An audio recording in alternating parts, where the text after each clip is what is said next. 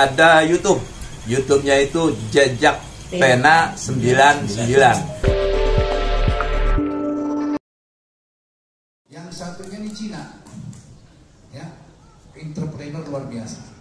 Dikasih uang sama-sama dua, 1 bulan, yang uang dikasihkan kepada ke Amai, ke Aang, sama ke Asep, 1 bulan tanyain, kira-kira 2 juta masih ada apa berkembang?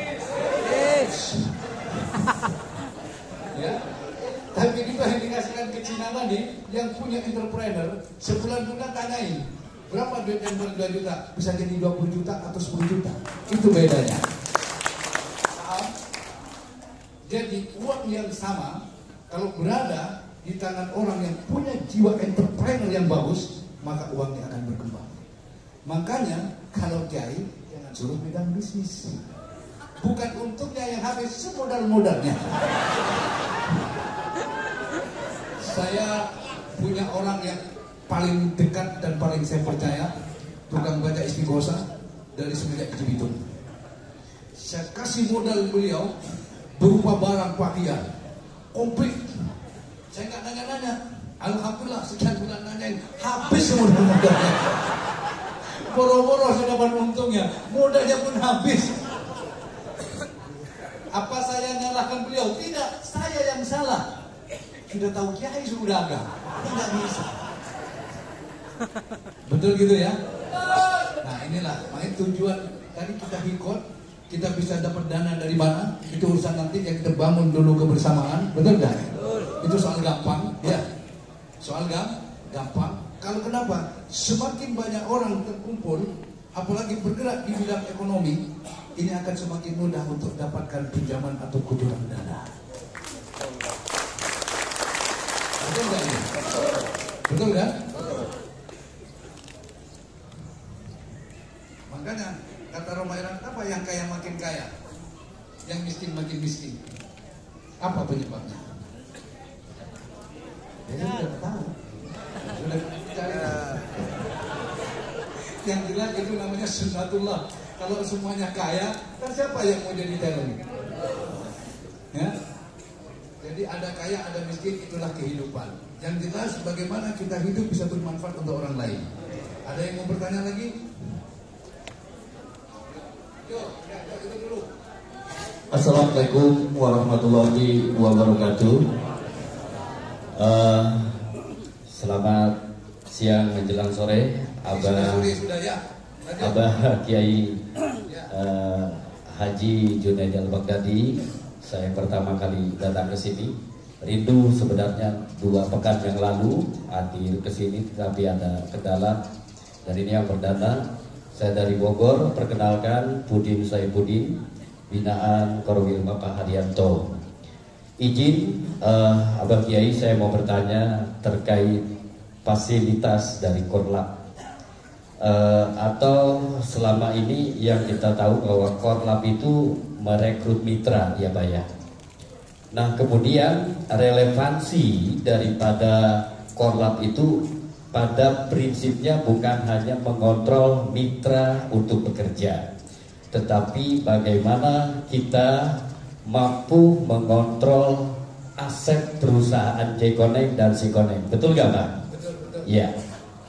Nah dalam hal ini satu pertanyaan saya, kalau tidak salah ada jaminan aset daripada fasilitas kerja itu seperti motor untuk asuransi all risk, ya, seperti kerusakannya ada jaminan untuk diservis dan lain sebagainya. Pertanyaan saya satu, apakah itu kemudian bisa direkomendasikan oleh Korlap memberdayakan bengkel-bengkel yang ada di lingkungan tersebut?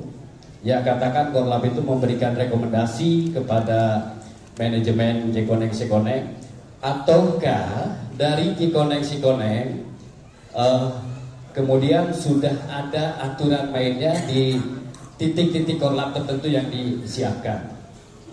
Jika itu bagian dari manajemen yang disiapkan, tentu memang dalam hal ini pasti ada relevansi keterkaitan bagaimana Korlap membantu memberi informasi. Nah, pertanyaan saya itu aja terkait masalah bengkelnya, bengkel daripada ini motor listrik ketika ada aset-aset cekoneng, motor yang rusak, ini otomatis Korlap harus mengetahui atau tidak? Ataukah di sisi lain Korlap harus mencari, merekomendasikan bengkel-bengkel yang itu sebelum disiapkan cabang-cabang bengkel yang resmi? Itu saja dari saya pertanyaannya. Terima kasih. Assalamualaikum warahmatullahi wabarakatuh. Assalamualaikum warahmatullahi wabarakatuh. Ya, saya mau menjawab ya. Kalau untuk masalah tugas dari Korlap, memang gimana caranya para Korlap ini bisa mengkonsolidasikan semua talentnya, baik tentang masalah pekerjaannya, kendala-kendala yang dihadapi apa. Korlap ini membantu untuk menyelesaikan permasalahan-permasalahan tadi. Dari pertanyaan berikutnya tentang masalah asuransi. Nah, Korlap, kita ngomong masalah asuransi kerusakan tadi ya Pak, ya, betul ya. Jadi kalau untuk asuransi kerusakan kendaraan yang akan ditanggung sepenuhnya dari perusahaan, itu yang berupa kerusakan mesin, kerusakan baterai, bukan kerusakan atau barang ini habis setelah dipakai dalam proses operasional pekerjaannya. Contoh kayak ban ini ya diganti sendiri oleh para talent, lampu putus ya diganti oleh para talent. Tapi kalau mesin sampai terjadi kerusakan, itu akan dapat garansi dari perusahaan. Ada lagi garansi masalah kehilangan. Garansi kehilangan pun itu nanti akan ada asuransinya kayak gitu. Nah, fungsi koordinator seperti apa? Mengetahui permasalahan dari talent ini tadi apa. Setelah itu bisa menghubungkan ke pihak perusahaan semisal masalah kehilangan, nanti kita akomodir untuk masalah asuransi. Kayak gitu Pak. Mungkin ada yang kurang jelas. Oh, masalah bengkel. Jadi kalau untuk masalah bengkel itu nanti akan disediakan service center.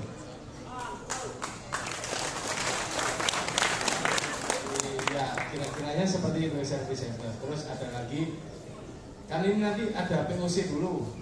Semisal memang ada kendala yang sulit untuk dikerjakan, maka motor yang rusak total tadi akan diganti POC untuk sementara sampai selesai terjadi perbaikan, motor ini bisa jalan lagi atau diganti motor. Itu bukan terjadi kerusakan yang fatal ya. Jadi kegiatan hariannya juga jangan sampai terganggu terlalu lama. Nah, ini fungsi koordinator di sini. Jadi ketika melihat talent ini ada problem, kalau dibiarkan ya pasti lama masalahnya. Ya, ini mungkin ada tambahan dari Mas Bayu. Ya, saya tambahin. Jadi yang untuk service center kita memang karena produsennya itu adalah perusahaan China dan dia kerjasama dengan Enai.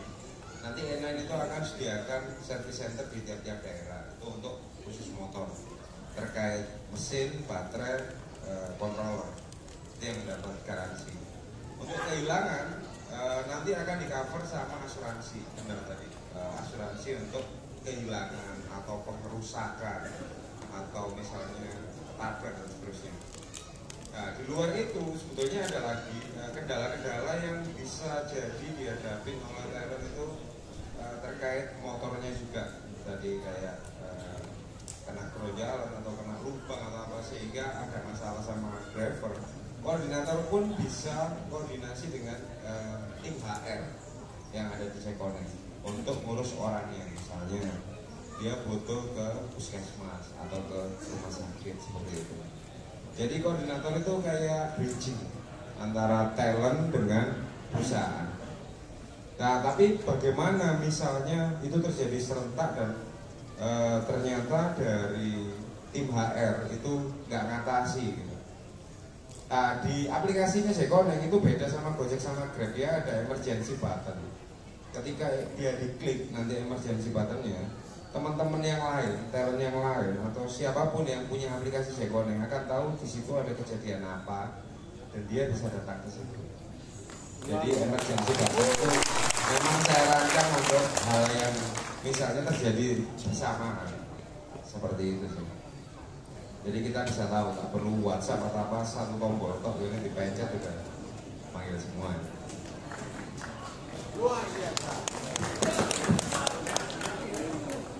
Izin. Assalamualaikum warahmatullahi wabarakatuh. Izin Pak Kiai, mungkin pertanyaan ini lebih kepada PT Jekoneng mengenai shelter. Ada dua pertanyaan.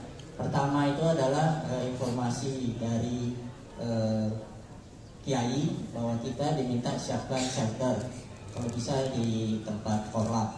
Nah itu juga sudah diinformasikan bahwa untuk ruangan itu sekitar 4x4. Pertanyaan kami adalah kalau misalnya kami tidak punya ruangan atau tidak punya tempat, lalu bagaimana? Dan apakah untuk tempat itu akan disewakan?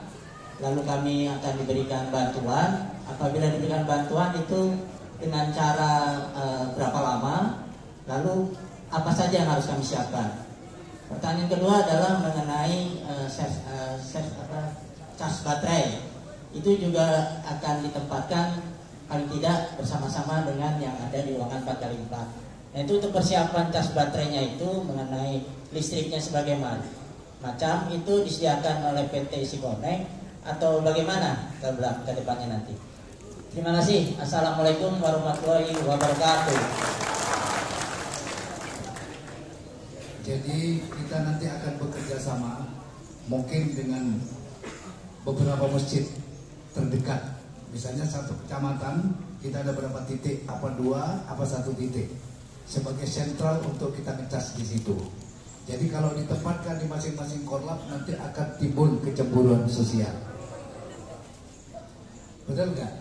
Jadi nanti di satu tempat bisa pondok pesantren atau masjid gitu. Oh ini korlap tapi pondok itu bisa dijadikan. Nanti semua nanti dari perusahaan Jekoneng itu. Sekaligus di situ ada Syari Ahmadnya. Nah fungsi Syari Ahmad itu adalah untuk sentral pengecasan juga, sentral kumpul juga di situ gitu loh. Jadi tidak perlu nanti sewa tempat, tidak perlu. Karena nanti yang ada kan nanti dari Jekoneng, dari Syari Ahmad itu nanti. Misalnya kita kerjasama dengan masjid. Nah, masjid ini punya tempat untuk bisa dijadikan Syari Ahmad, yang bisa kumpul juga di situ. Tapi kalau jamaah korlap ini punya tempat, bisa juga ditempatin, gitu loh. Tapi bukan kita sewa, bukan, sistemnya kerjasama. Misalnya kerjasama, ya. Kau punya tempat, kau ingin kita kelola di situ, pembagiannya fee-nya itu urusan daripada Syari Ahmad gitu yang tahu. Saya nggak bisa di situ ya. Tapi tempat tempat korlap bisa dijadikan itu kalau memenuhi syarat. Jadi bukan nanti sewa segala macam, nanti minta dana dari Jekoneng, tidak perlu di situ, karena ini berdiri sendiri. Karena ketika kamu menyediakan tempat, contoh nih, saya dapur, misalnya dapur apa? BGM gitu ya. Kita bikin dapur, semua peralatan disiapin. Nah, begitu operasional kita dapat sewa, misalnya. Sewanya bukan bulanan, tapi per porsi Rp2.000 kali 3.500. Itu kalau BGM. Ini sama kayak begitu. Sistem sewanya gimana nanti tinggal duduk bareng, kayak apa kerjasamanya. Itu, ya. Dan itu bukan wewenang saya, ya. Saya sebagai koordinator utama masalah Jekoneng. Kalau untuk masalah tempat pengecasan Syari Ahmad itu bukan menang sana, tapi pintunya tetap lewat Al-Baghdadi. Gitu. Paham ya? Oke, saya setuju di sini. Oke, tidak masalah. Oh, saya nggak setuju di sini ya. Sudah nggak, gitu lah. Itu bagus juga. Jadi boleh. Tidak perlu kita sewa tempat kalau memang jamaah itu ada atau kolab itu ada. Itu bisa dijadikan jadi sentral juga di situ kan. Kumpul bisa buka kopi segala macam kan bisa di situ. Ada Syari Ahmadnya juga di situ. Itu ada nanti pembagian fee itu ada di situ apa? Keuntungan itu ada sekian persennya saya nggak tahu. Itu urusan beliau nanti. Paham ya? Ada lagi yang ditanyakan? Sudah gimana? Sudah nyambung ya? Apa lagi? Udah yuk. Langsung. Assalamualaikum warahmatullahi wabarakatuh. Saya Wiji dari Gandaria, Jakarta Selatan, binaan dari Ustadz Nas sama Pak Salam. Yang saya mau tanyakan, ringan aja ya. Ini urusan Nas rumah ini.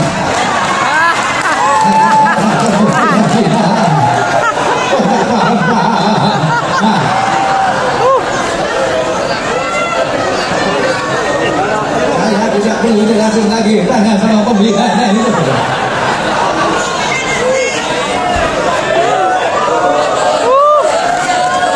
Ya, yang lain lagi kalau mau tanya, dia nggak perlu dijawab ya. Sepakat? Itu urusan pembina. Waktu dijelaskan sama Timnas, dia tidur dia, atau main HP, ya. Makanya nggak paham. Ya. Udah, biar nggak buang waktu. Ada lagi yang lain? Pakai mic ambil.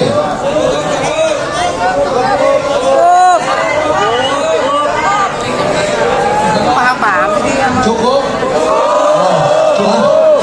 Satu bah. Oke, satu. Pak Kiai izin satu.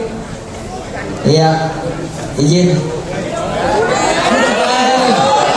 Ayo buruan. Satu menit aja bah, harapan. Ini Bu Ana kan sudah ngepegang di depan itu. Kali ini lanjut nggak apa-apa yuk. Satu Ya, lagi. iya bah, izin. Pengalaman saya bah, waktu motor listrik, harapan ini mama harapan. Saya 8 bulan di Grab motor listrik, sehari sewa 50.000. Iya. Terus 3 hari kalau nggak dapat order, pokoknya kita nombokin aja 140. Begitu pak.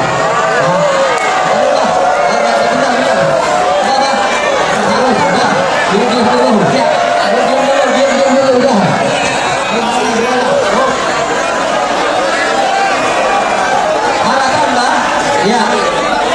Nanyanya harapannya bang, karena saya pernah belangsak itu nyari shelter baterai dari mulai BSD Tangerang dapat order Jasinga, nggak ada tempat chargeran, setiap numpang di warung takut meledup ya.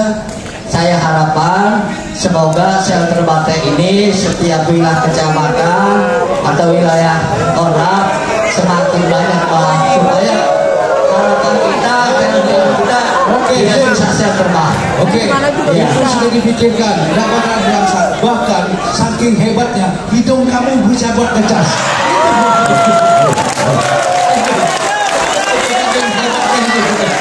Pokoknya tak perlu khawatir gitu ya. Terima kasih. Jadi, sudah ya. Oke.